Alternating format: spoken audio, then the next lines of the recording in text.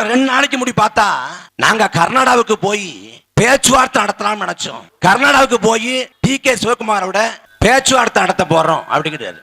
அவர் பேச்சுவார்த்தை நடத்தினா என்ன இருக்கும்?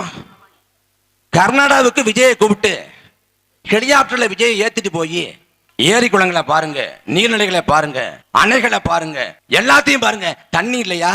தண்ணி இல்லாம இருக்குல்ல, போய் அங்க சொல்லுங்க. இதுக்கு தான் டி.கே. சிவகுமார் விஜயை கூப்பிட்டது. விஜய் எதுக்கு அங்க போறாரு?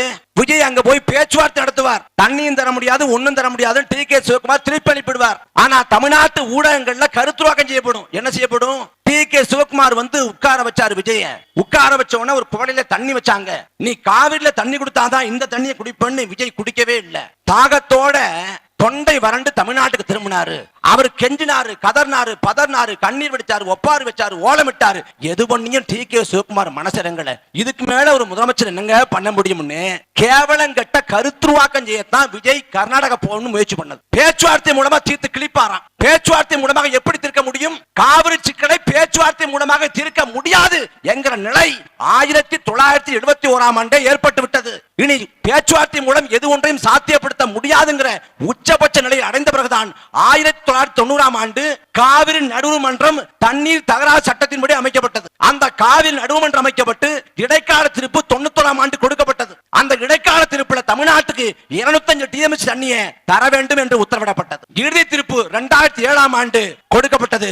அதுல 192 டிஎம்சி தண்ணியை தமிழ்நாட்டுக்கு கர்நாடகா தரணும் என்று சொல்லப்பட்டது. பிறகு அதையும் உச்சநீதிமன்றம் குறைச்சு 177.25 டிஎம்சி தண்ணியை தமிழ்நாட்டுக்கு கர்நாடக அரசு தரணும் அப்படின்னு சொல்லப்படுது. இந்த 177.25 டிஎம்சி தண்ணியை மாத வாரியாக எவ்வளவு தரணும்ங்கிற தரவு இருக்கு, தகவல் இருக்கு. ஆனா என்ன, அவன் யார் சொன்னாலும் தண்ணி தர மாட்டேங்கிறான். உச்சநீதிமன்றம் உத்தரவிட்டாலும் நடுவர்மன்ற தீர்ப்பு இருந்தாலும் காவிரி ஆணையம் சொன்னாலும் தண்ணி தர முடியாது என்று சண்டித்தனம் செய்கிறது கர்நாடகத்தை ஆளக்கூடிய காங்கிரஸ் அரசு. அப்ப பேச்சுவார்த்தை மூலமாக தீர்க்க முடியாது, இது 100 விழுக்காடு அறிந்த உண்மை.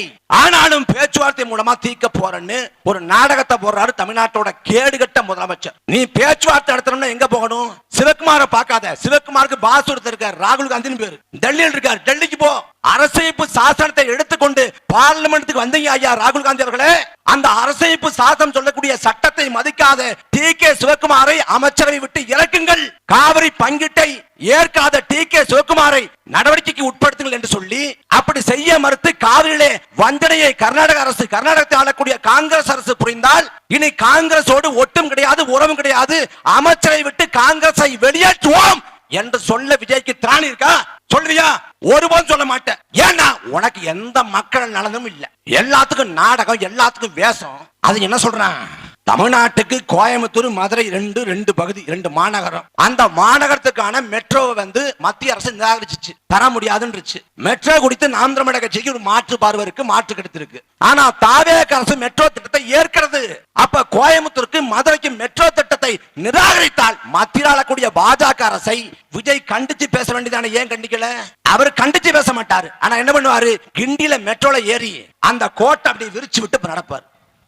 பார்த்த உடனே பாத்தியா அந்த நடைய பாரு, ராஜ நட, அந்த பார்வையை பாரு, சிங்க பார்வை. அது சொங்கி பார்வைடாது. சட்டமன்ற வரலாற்றுல ஏண்டா என்ன இங்க கொண்டாந்து உட்கார வச்சீங்கன்னு ஒரு ஆள் உட்கார்ந்துருக்காரு. மந்திரிச்சு விட்டாங்களா இல்ல எதிர்கட்சிகள் ஏதாவது பிள்ளி சுனிய வச்சுட்டாங்களான்னு தெரியல. மொத்த கட்சிக்காரன் கை தட்டுறான். இவர் எங்கேயோ மேல பார்த்துட்டு இருக்காரு, மோட்ட வேலையை பார்த்த மாதிரி பார்த்துட்டு இருக்காரு. கோட்டு சூட்டு போட்ட முதலமைச்சரா.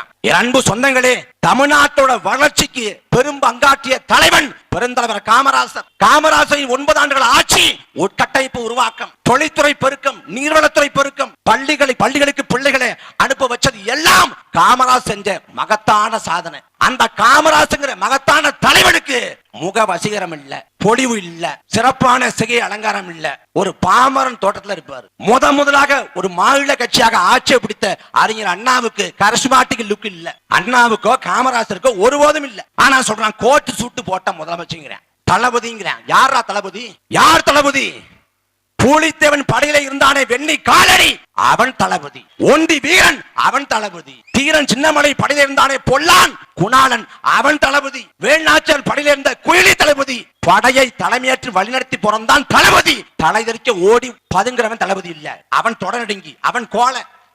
விஜய் தமிழ்நாட்டில் முதலமைச்சர் ஆயிட்டாரு. விஜய் தமிழ்நாட்டில் ஒரு தவிர்க்க இயலாத ஒரு தலைவரா உருவெடுத்துட்டார். நீ என்ன வேணாலும் சொல்லு, நீ என்ன வேணாலும் சொல்லு, என்ன வேணாலும் புகழ் மாலை சூட்டு. ஆனால் விஜய் அரசியல் வரலாற்றுல எப்போதும் கோழைதாண்டா. என்ன மக்கள் வந்து எதை பத்தியும் பார்க்காம வாக்க செலுத்திட்டான். தமிழ்நாட்டுக்கு எண்ணற்ற வரலாற்று பெருமிதங்கள் உண்டு, வரலாற்று சிறப்புகள் உண்டு. தமிழ்நாடு தனித்துவமிக்க மாநிலம். தமிழ்நாடு ஒரு மாநிலம், மாகாணம் இல்ல.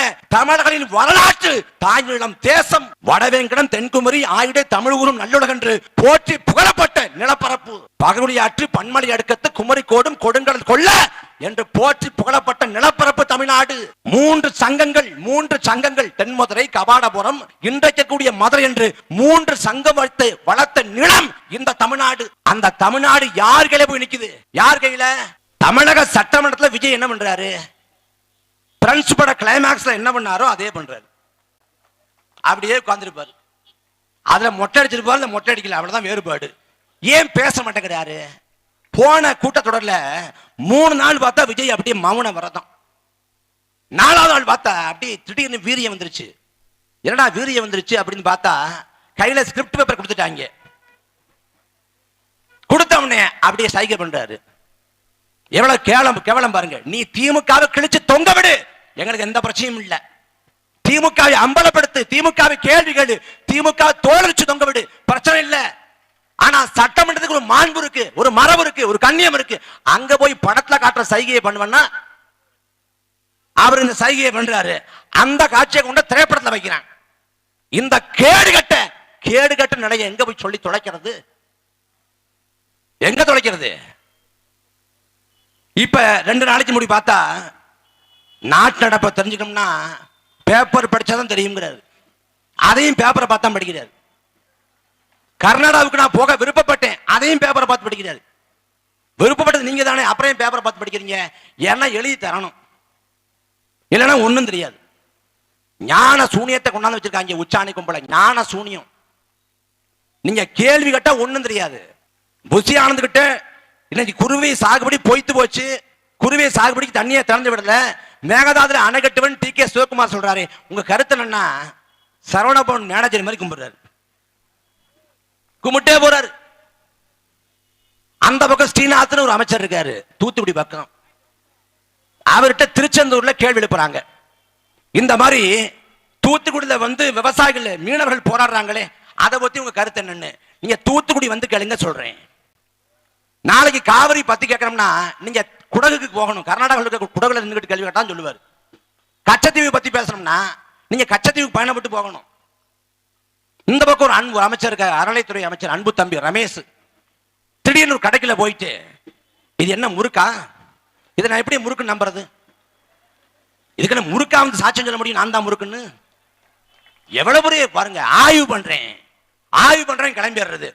அதுவும் திருவைகுண்டத்தில் ஒரு சட்டமன்ற உறுப்பினர் அவர் போய் இந்த டயர் எதுக்கு ரவுண்டா இருக்கு, எதுக்கு கருப்பா அழுக்கா இருக்கு, எப்படி ஆய்வு பண்றாங்களாம்.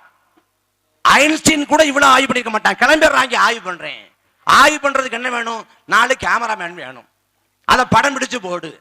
விஜயை பொறுத்த வரைக்கும் நேத்து பார்த்தா அனைத்து கட்சி எம்பிக்கள் கூட்டம் சொதைப்பிருச்சு. அப்ப என்ன பண்ணலாம்? சொதைப்பிருச்சா வண்டியை ரோட்ல விடு, ரோட்ல போய் கையை காட்டுறேன். விஜய் மக்களை சந்தித்தார், மக்கள் ஆரவாரம், மலையில் கொட்டுகிற மலையில் கூட விஜய் சந்திக்க மக்கள் ஆர்வம். இப்படி மானங்கட்டு போயிட்டோமா நம்ம? பண்றது துரோகம் தெரியுதா உனக்கு? ஏமாற்று வேணும் தெரியுதா உனக்கு?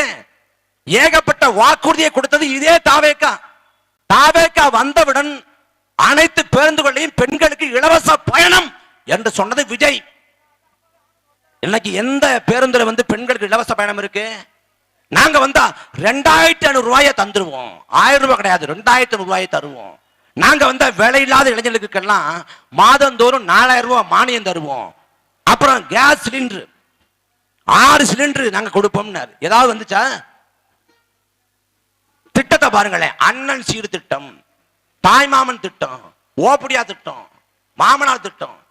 என்ன திட்டம்? பிறக்கிற அரசு மருத்துவமனையில் பிறக்கிற குழந்தைக்கு தாய்மாமன் சீர்னு மோதிரம் போடுறாங்களாம். பிறந்த குழந்தை கடிச்சா மோதிரம் போட சொல்லி, அந்த குழந்தைக்கு தெரியுமா மோதிரம் போடுறது? நீ மோதிரத்தை இந்த பக்கம் போட்டு அந்த பக்கம் பண்ணா அவன் எடுத்துக்கொண்டு அடமானம் வச்சிருவேன். எதுக்குது? ஒன்றுக்கும் உதவாத திட்டம். விவசாயிகள் போராடுறான். எங்க காவிரி படுகையில, தஞ்சாவூர்ல, திருவாரூர்ல, நாகப்பட்டினத்துல நாங்க குருவி சாகுபடிக்காக 25,000 ரூபாய் வரைக்கும் நாங்க கடன் வாங்கி நாங்க சாகுபடி பண்ணோம். தண்ணி வரல, மொத்தமும் போச்சு. இந்த 25,000 ரூபாய ஒரு ஏக்கருக்கு அரசு தரலன்னா நாங்க கஷ்டப்பட வேண்டியதுதான். அரசு இழப்பீட்டை தரணும் கேட்கிறேன். அந்த விவசாயியின் கோரிக்கையை தாவேக அரசு செவி சாய்க்கவில்லை, ஒருபோதும் செவி சாய்க்கல.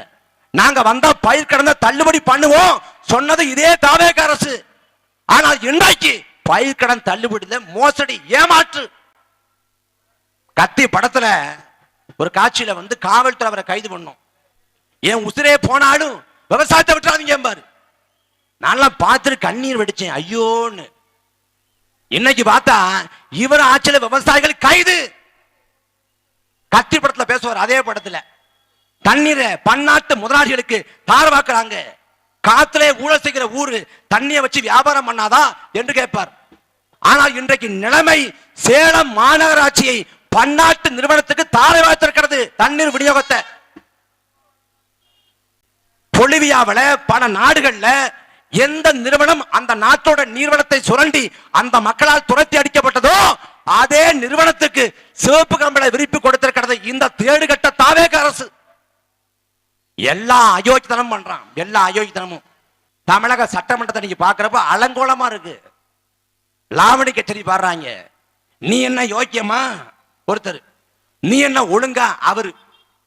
மக்கள் பிரச்சனை சட்டமன்றத்தில் பேச ஆள் இல்ல. அன்பு சொந்தங்களே, தமிழக சட்டமன்றம் 16 ஆண்டுகளாக ஒரு தலைவனை வருகைக்காக காத்து கிடக்கிறது.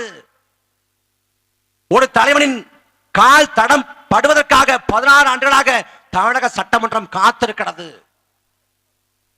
உலகம் முழுக்க பரவி கிடக்கக்கூடிய தமிழ் தேசிய இனம் தனக்கான குரலை எழுப்புவதற்கு அண்ணன் சீமானை விட்டால் வேறு யாரும் இல்லை என்று நம்புகிறது. தமிழ்நாட்டுக்கு நீர்வளத்துறை அமைச்சர் ஒருத்தர் வாச்சிருக்காரு பாருங்க. தமிழ்நாட்டு நீர்வளத்துறை அமைச்சர் புசி ஆனந்த் என்ன சொல்றாரு? ஜனநாயகன் படம் ரிலீஸ் ஆக போகுது. ஜனநாயகன் படம் ரிலீஸ் ஆக போறத திருவிழா போல கொண்டாடுங்கள். யார் சொல்றா? நீர்வளத்துறை அமைச்சர். காவிரி படுகையில குறுவை சாகுபடிக்கு ஜூன் 12ஆம் தேதி மேட்டூர் அணை திறக்கப்படணும். மேட்டூர் அணை திறக்கப்படல, குறுவை சாகுபடி பொய்த்து போனது. 1,00,000 ஏக்கர் பாசன பரப்பு குறைந்து போனது. மக்கள் கேட்கிறான், தண்ணியை திறந்து விடுங்க, ஏதாவது ஏற்பாடு பண்ணுங்கன்னு. மேட்டூர் அணைக்கு தண்ணியை திறந்து விடல கர்நாடகா. அப்ப போராடி அந்த தண்ணீர் திறப்பை சாத்தியப்படுத்தி மேட்டூர் அணையிலிருந்து தண்ணீர் ரிலீஸ் ஆக போகுது. தண்ணீர் ரிலீஸ் ஆகிறத திருவிழா போல கொண்டாடுங்கள் என்று நீர்வளத்துறை அமைச்சர் புசி ஆனந்த் பேசியிருந்தால் நீ சரியான அமைச்சர். ஆனா என்ன சொல்ற? ஜனநாயகன் படம் ரிலீஸ் ஆகுது, அதை கொண்டாடுங்க.